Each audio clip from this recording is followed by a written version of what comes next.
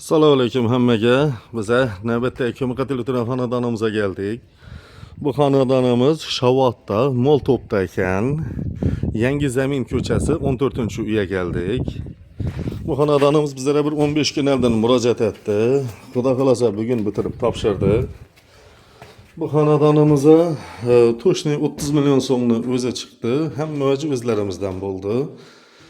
Yeni shunda tabiine demir sistemadan zamonaviy batareyalarni qo'yib, qo'ldan kelgancha akkuratni etib ishladik. Bu xonadonimizga 110 dona batareya ketdi. 27 metr 32lik, 70 metr 25lik ketdi. 23 metr 20lik turba ketdi. Xudo xolasa shunda tabiine demir sistemadan qo'ldan kelgancha akkuratni etib ishladik. Kimga shuningdek xizmatlar kerak bo'lsa, ekrandan nomerlarga bog'lanaverasizlar.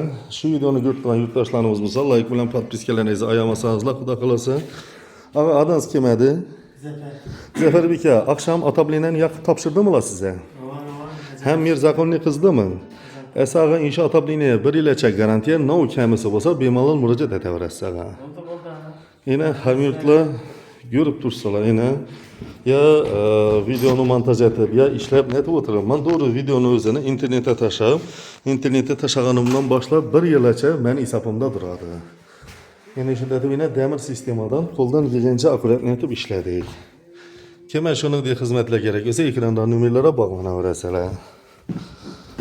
Shunda yine sizlarga endi o'zlaringiz ishlab chiqartirgan teplo Shovot kotyolini ko'rsatib o'tsam. Bu kotyolimizni kvadratura kelib o'tadigan bo'lsa, kvadrati katta kvadrat, kotyolni o'ziniki, joyni o'zini qaraganda yana bir fashli joy qizdiradi.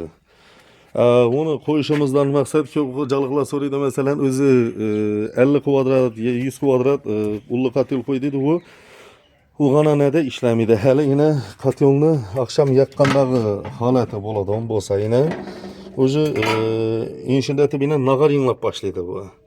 Bu bir oydan keyin nag'ari o'zi yarim santa bo'ladi. Yarim santa degani issiqlik o'zi dim kam o'tirib qoladi degani. Dim kam o'tirgandan keyin u hez berib qizdirmay boshlaydi. Shuning uchun kotyolni kvadrat iloji bo'lsa kattaroq kvadratda qo'yish kerak. Shunda tabiine nosozlarni qo'yib, qo'ldan kelgancha akkuratni etib ishladik. Shuni bilan bu uydagi ishlarimiz ham xudo xolasa o'z yakunina yetdi.